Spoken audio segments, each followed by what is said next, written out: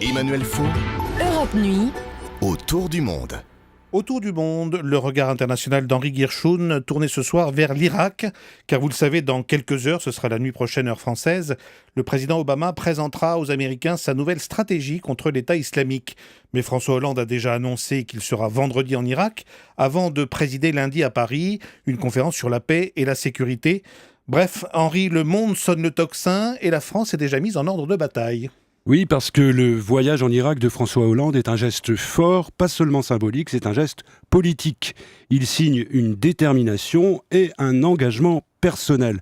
François Hollande n'y va pas seulement pour marquer sa solidarité, pour témoigner, il y va au bon moment, au cœur de la bataille, pour montrer qu'il est disponible, qu'il est prêt à agir, et tout de suite. Et puis, il y a autre chose tout aussi important, Emmanuel, c'est que, comme toujours, à la veille d'intégrer une coalition armée dont les États-Unis vont prendre les rênes, la France veut faire entendre sa propre petite musique, histoire de rappeler qu'il n'est pas question de renoncer à sa liberté de décision, que ce soit dans le choix des cibles ou dans l'emploi de ses forces. Ça aussi, c'est la raison de ce voyage. Est-ce que ça veut dire pour autant, Henri, que cette visite présidentielle garantit le succès de la conférence de Paris de lundi prochain ? Non, une réussite parfaite avec des résultats immédiats, ça je ne sais pas. Mais il est certain que ça va permettre de mettre cette conférence sur les meilleurs rails possibles.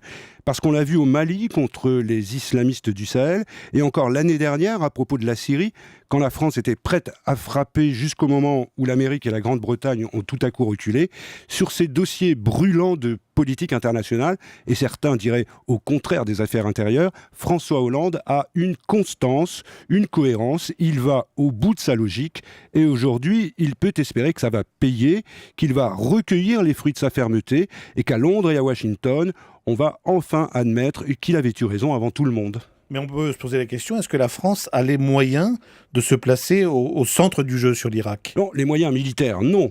Mais sur le plan diplomatique, elle sait faire et elle a sans doute un coup à jouer, peut-être dans une forme de répartition des tâches ou de complémentarité avec les États-Unis. Et cela d'autant que, au-delà de l'action militaire, Emmanuel, la grande question est de parvenir à couper les circuits financiers de l'État islamique tout en retournant contre lui les chefs des tribus sunnites irakiennes qui lui ont fait allégeance. Et pour cela, il faut absolument associer les puissances régionales comme la Turquie, la Jordanie, l'Arabie Saoudite ou le Qatar dans la plus large coalition possible. Ça veut dire qu'il faut réunir sous le même étendard des pays aux intérêts différents, parfois divergents, et qui sont souvent rivaux, pour ne pas dire ennemis. Or, la plupart d'entre eux ont un dénominateur commun. Ils ont particulièrement apprécié la clarté du président français sur la Syrie et sur l'Iran. Ils le jugent crédible et ça, c'est un atout considérable. Le regard international d'Henri Guirchoun chaque soir dans Europe Nuit. À demain, Henri.